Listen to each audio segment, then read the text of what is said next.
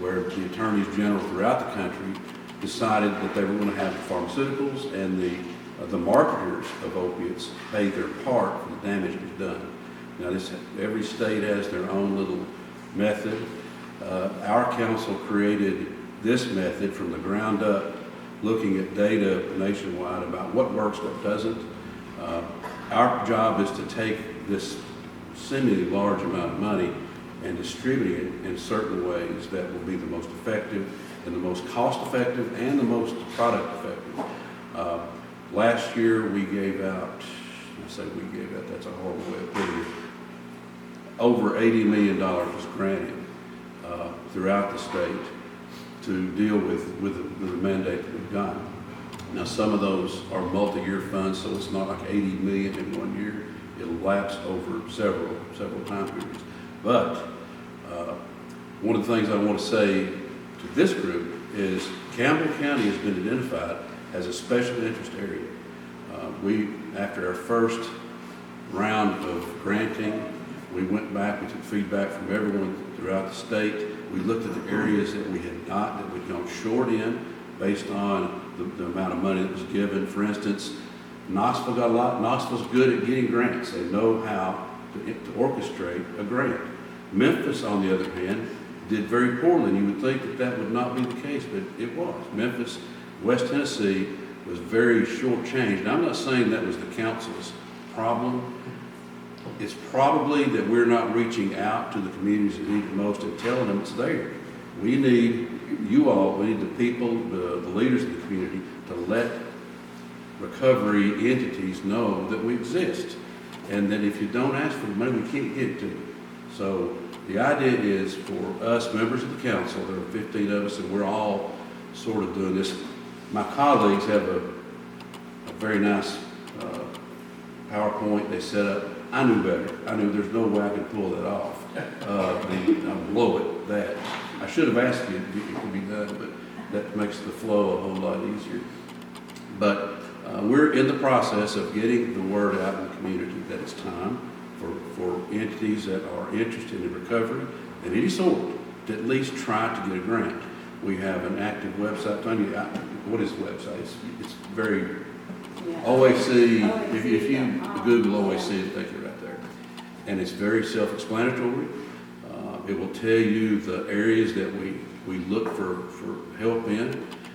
If you are interested in, for instance, opening a recovery home, let us know. It does not hurt to ask for this money. It's a fairly, I would say it's a fairly tough process in terms of getting it done, right? I mean, our battery that we created to come up with the criteria is pretty in depth, and we've had a lot of people working on that. But we want to simplify it. We want to make it even. For instance, we would not have bridges competing against Vanderbilt University.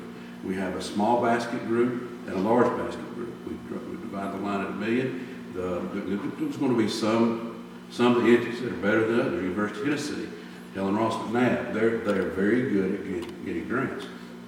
We would not be asking bridges to compete against them. It simply wouldn't work, and no money would end up there. So we're doing our very best to make this competitively challenging, at the same time just and fair. So we're learning as we go. I think that next year we'll be better than we were this past year. We've taken the feedback that we've gotten and learned. So that's where we are. Now, if you have questions about how this, I'll just tell you, the monies have all come in from the pharmaceuticals that have settled cases, or the CVSs or the pharmacies that have settled cases. There are a lot of pharmaceuticals and pharmacies that have not settled. So that's our revenue stream. And however you feel about that, that's what we are challenged to do with this money. Once it hits our coffers, then 15% goes to the state fund, 15% goes to some social sub-services, 70%, leaving 70%, 35% of the 70 goes to the counties directly for them to do what they can do with. The county commission has access to that money. I think that they have given money to to the county drug court, the state drug court, and some other entities. So I think that money was 250, 35. Yeah. The rest of that money goes to the county, is to the community services. That's where we dispense the money. That's where the process where Bridges or whomever is asking for community funds. That's when they fill out the grant application and go through that grueling process. But that's where we directly channel the money. So there's a lot of money out there. It goes quickly, but if you don't ask for it, you can't get it. So someone needs to step up within the community, in particular Campbell County, because it's one of 4 counties throughout the state that was listed as a special interest. So I'm hoping that we get some feedback from, and I'm not even sure who would qualify here currently, but there's got to be some holes in the recovery continuum. Has to be. So I've been out of that loop for a couple of years. I don't know necessarily what is here, but I can guarantee you there needs to be more. Something else needs to happen. So, can I answer any questions about what we do more? Because that's it. And I would be the first to tell you, we're still learning. This is an evolving process. How we do this best is still up in the air. So we're just always open for suggestions. I'd like to ask I hope, related question. It's not exactly what you were looking for probably, but given you've seen so much of what's going on around this whole issue. If you had to point to, and I don't know whether it's 1, 2, 5, whatever, what do you think is the causation that got us into even having to have this conversation? With the point of looking at opioid 2.0, whatever it is that's coming next, how do we deal with that? How do we keep it from ever happening and harming so many people so deeply? Mark, that's the everyday question I have when I'm working. What's the end? How do we punctuate this entire battle? And I never could come up with it. I've resorted to a book, I'm sure, Grit. Yeah. I've tried to teach grit in recovery court, which was, but that's too simplistic for addiction. Addiction has a lot of pieces to it, and grit works sometimes, and we push that as hard as we could push it. If I were looking back when the ball started rolling the direction as a young judge, it was OxyContin that started the run that we now know. It was this, and I know we may be friends of the Purdue Pharma family, but it literally whipped people into addiction that otherwise would not have been there. They just weren't. They didn't fit that category of someone who would become addicted. But it happened, and it just spread like wildfire. And I don't know if we've lost our soul a little bit. I'm afraid that there's a growing group of people that have lost their soul about fighting addiction, about not taking that first step in. It killed me. I mean, it really wore the skin off of me over time, trying to answer that question. What is the next step that stops the thing from recycling? Couldn't do it. And jail doesn't do it. Prison doesn't do it. And we've got programs in prison now that are gearing toward that, but I can't see the fruits of it. And I don't know. Human beings are a strange bunch. But that's one of the reasons I left. I mean, it really was. I mean, just tired. And I've enjoyed that part of my retirement. But you did see some successes. Oh, yeah. Recovery court worked much better than no recovery court. I mean, but it's such a focused program. You can only treat, if Campbell County Jail has 250 inmates, recovery court can only treat 40. Because if you're trying to treat too many, you're not treating anybody. You don't have the resources to treat everyone the way that a focused recovery court works. I think now there's a veterans court, mental health court. I mean, it is the way of the future in terms of corrections. But we're still learning on that too. I mean, what works and what doesn't. And drawing people in to knowing that there is a solution. You know, a lot of people just quit. A lot of people that get into that box, they've just stopped working on improvement or turning things around. You got to give them hope in some way that this can leave you if you will do ABC steps. It can work, and it did. One of the challenges that we always had in the recovery court was to date out how long do we need to watch our graduates, and we came to a two-year point, and we figure after that it's on them. You can't babysit someone your whole life, their whole life, and so we decided 2 years was the time that they're on their own. Either we have efficacy in our program and it worked, or it didn't. And so we had some successes. Still have, every now and then I hear from someone that's doing well, every now and then I hear from someone who overdosed. And it's heartbreaking, and that's a cliche term, but at some point you just have to separate yourself from the outcomes and just hope you did it right. It's bad. But I'm optimistic for what this money can do for this community if you ask. That's begging, just ask for it. And the website does a good job in telling you what we're doing with it. It all has to do with opioid abatement in some way, whether it's recovery housing, whether it's education, whether it's treatment, actual treatment. We have lots of baskets that we fund. So someone with a creative mind could probably come up with a way to get in line for some of this. Does it come in form of a grant or just to apply? Do you just apply or? You apply, and the money, as long as you meet the criteria, it's yours. So it's not a grant? Well, it is a grant. It's a grant.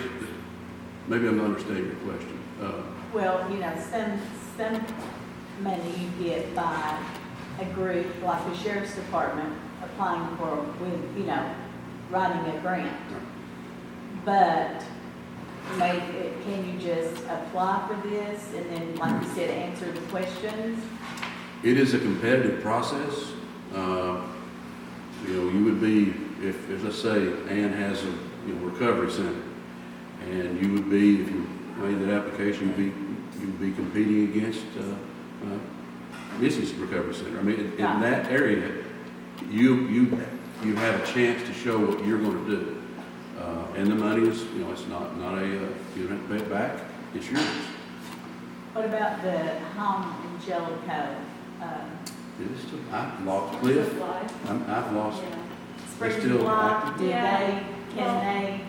One of the requirements for a residential recovery home is that you have to be certified by the state. There's an agency called the Tennessee Association of Recovery Residences that certifies homes. So Bridges to Recovery has been certified, but Springs of Life has not pursued that certification, so that makes them ineligible. They wouldn't qualify. What happened? Right. You know what?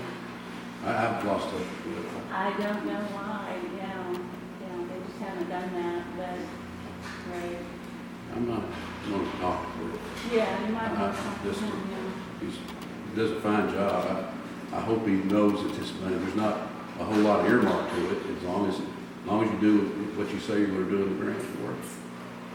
Yeah, I mean, the grant is pretty thorough. It requires you to answer some big questions. So they want to know, though, that if you're issued the money that you're asking for, that your program is sustainable and that you can continue to support that program into the future. So there's a lot of questions where you have to prove that you've survived so far and that you can survive in the future. So, that they don't want to give the money to just anyone. They want to make sure that it's a qualified program, that the money goes to. But I'm thinking if any of you are involved in education about drug addiction, that's part of the remediation document that came out of the lawsuit. So if you're educating people about it, there's money there. You just need to go after it.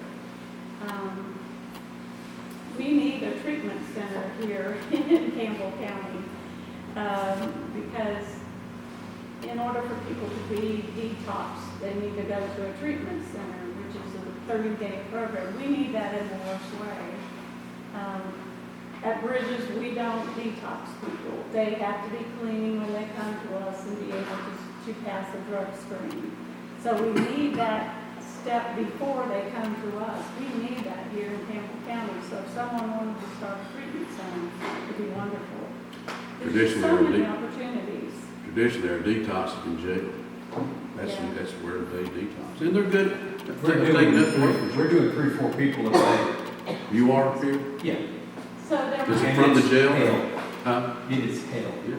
Yeah. I'm gonna tell you that if there's anything that will run off nursing staff, Yeah. it's dealing with those poor folks. And on the one hand, their brain is going, they need our help, and on the other, it's awful.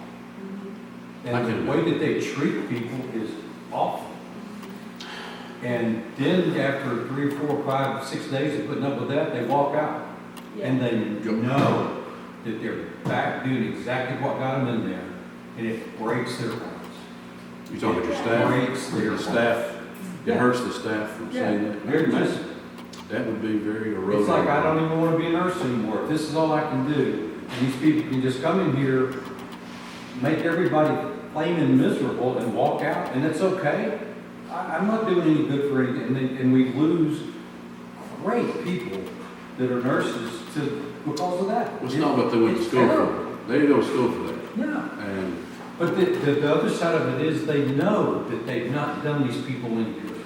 no, And that's their job, that's their life.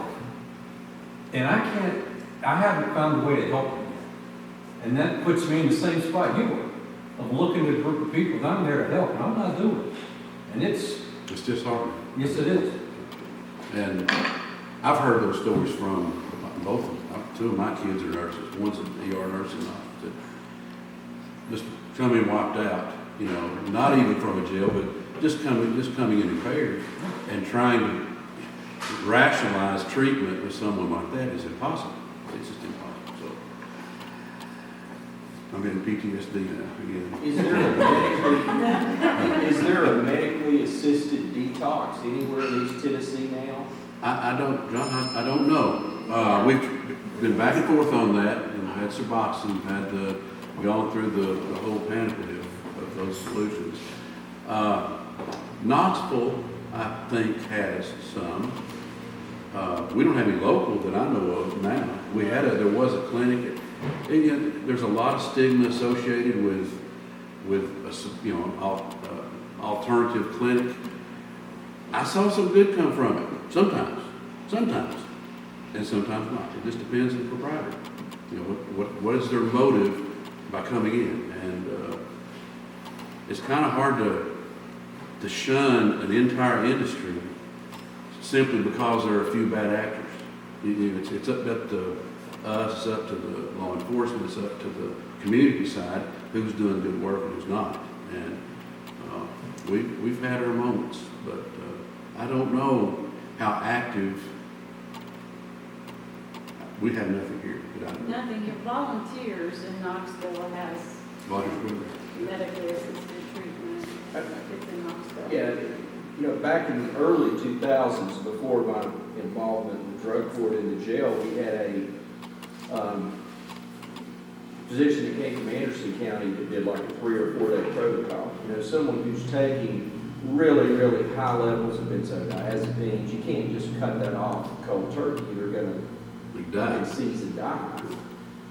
So there is and I'm not talking about Suboxone or a prolonged deal. I'm talking about a 3 or 4 day medical detox where you get them through that initial life or death phase to ease them into sobriety.